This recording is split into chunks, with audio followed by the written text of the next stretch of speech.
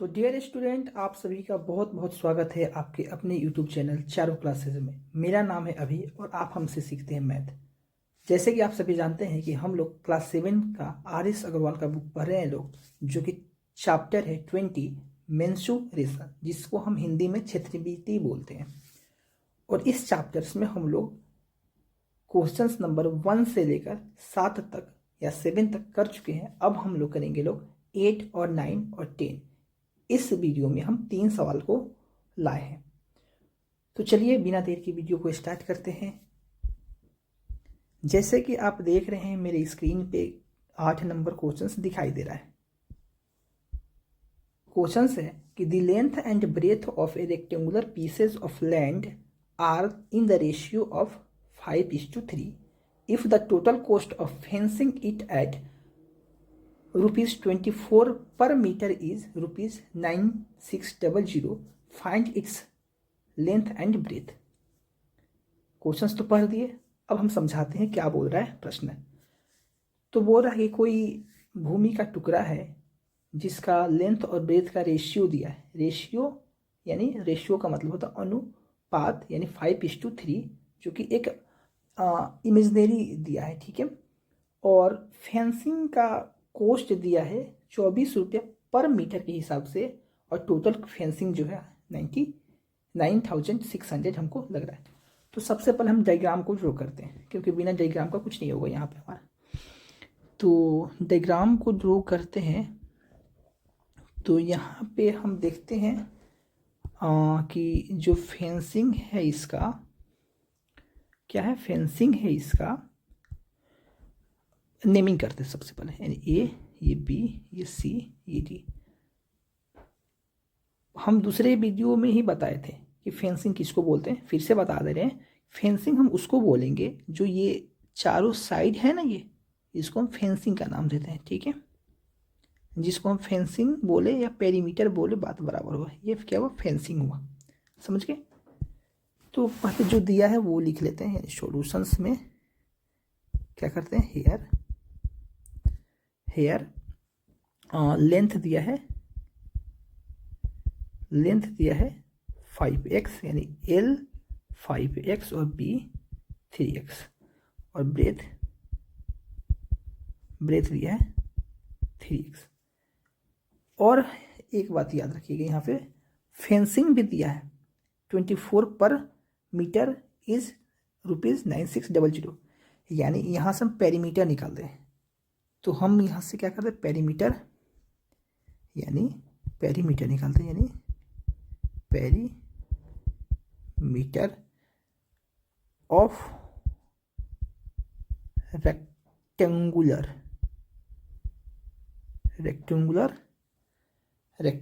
Field लिख देते हैं ना, अच्छा होगा।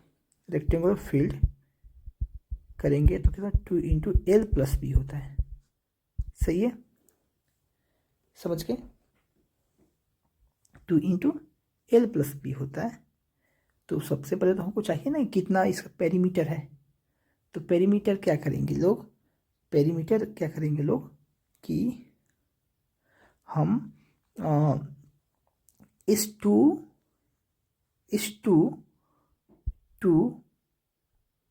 4 से 9600 में पूरा का पूरा डिवाइड करेंगे लोग, तो ये हमारा कितना हो जाएगा, पेरीमीटर निकल जाएगा, यानी 400 मीटर, ठीक है। 400 मीटर ये हमारा पेरीमीटर हुआ, समझ गए।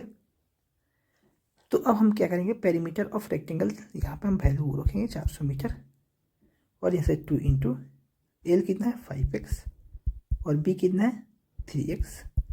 तो सॉल्यूशंस करेंगे लोग, तो ये होगा हमारे पास, ये मीटर होगा, ठीक है। सॉरी, मीटर, यहाँ पे मीटर नहीं होगा, मीटर। यहाँ पे इसको सॉल्यूशंस करेंगे, 2 × प्लस करेंगे तो 5 8x, 400 metre equal to 16x। अब हम क्या करेंगे, x का जब वैल्यू यहाँ पे निकालेंगे तो x equal to 400 divide by 16 होगा। तो जब हम इसको कटाएंगे तो ये हमारा हो जाएगा 16 दूना 32, 8 16 25 80, यानी x इक्वल टू 5, यानी x का हमारे पास 25 वैल्यू होगा। ठीक है, अब हम क्या करते हैं कि लेंथ और ब्रेथ पूछा है, तो लेंथ कितना किए, लेंथ यानी हम दूसरा कर देते हैं, यानी लेंथ 5x है, तो 5 इंटू 25 इक्वल टू 125 मीटर।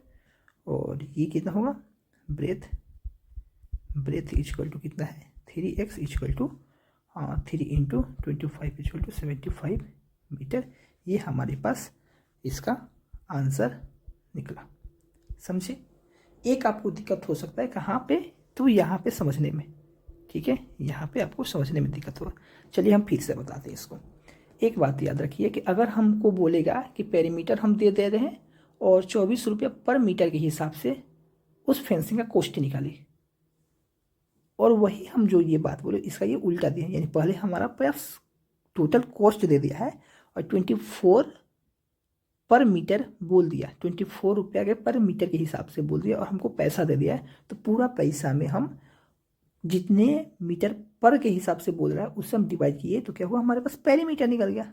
तो वही तो बात है, पेरीमीटर से हम जब हमारे पास 400 पेरीमीटर निकल गया तो वो वैल्यू हम यहाँ पे पुट करें, और यहाँ पे पुट करके क्या किए कि x का वैल्यू निकाल दिए।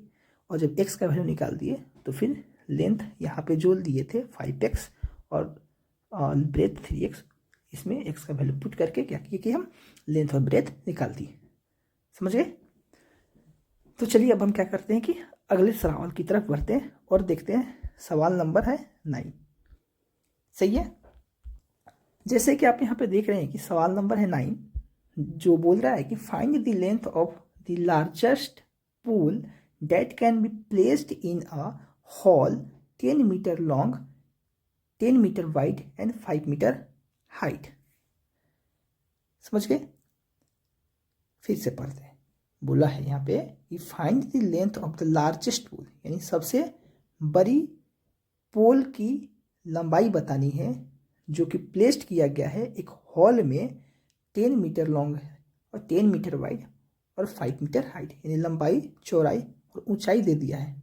ठीक है, तो यहाँ पे एक बात याद रखिएगा, लंबा अगर सबसे लार्जेस्ट जो चीज़ होता है, यानी सबसे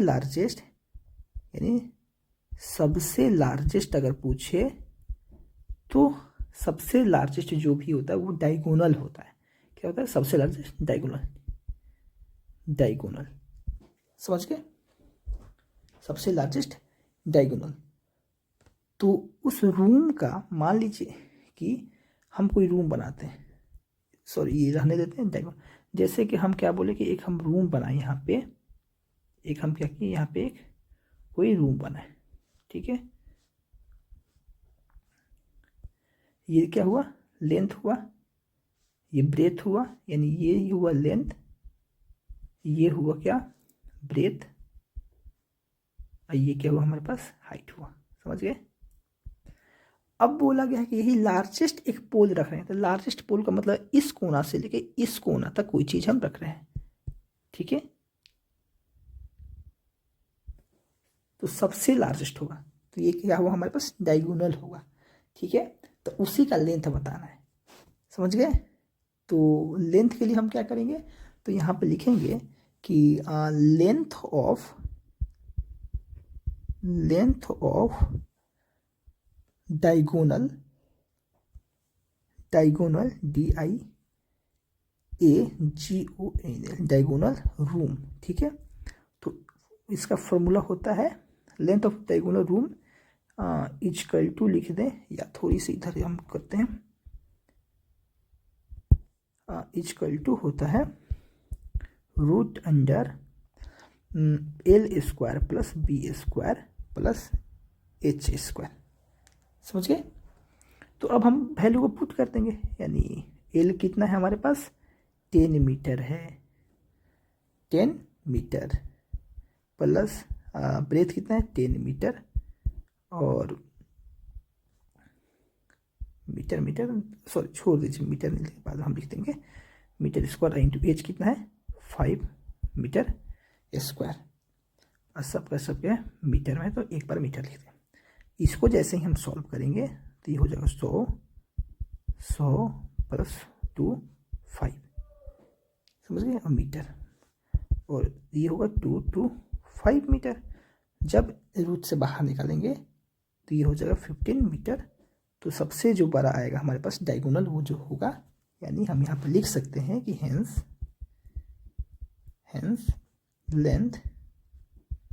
length of the largest pole is 15 मीटर। सबसे बड़ा हुआ कि नहीं, लेंथ से भी बड़ा, ब्रेथ से भी बड़ा और हाइट से भी बड़ा। तो ये हमारे पास क्या हुआ, इसका सही जवाब हुआ, यानी 15 मीटर आंसर। समझ गए? तो चलिए, उम्मीद करता हूँ कि समझ में आया होगा। अब करते हैं लास्ट क्वेश्चन, जो कि हम लोग का 10वां क्वेश्चन है। चलिए देखते हैं वो भी सवाल, यहीं पे सवाल है। ये भी बोला है कि find the area of square each of whose side is 8.5 मीटर। ये दोस्तों बहुत बच्चा वाला सवाल है। बोल रहा है कि हमारे पास कि साइड दिया है और स्क्वायर का एरिया निकालना है। तो सबसे पहले हम स्क्वायर ड्रॉ कर लेते हैं।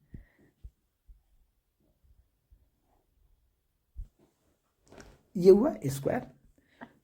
बोला गया है कि हुज साइड, यानी यहाँ पे each of whose side is 8.5 मीटर, यानी हम कोई भी साइड मान लेते हैं, इसका 8.5 मीटर होगा। सही है, यानी 8.5।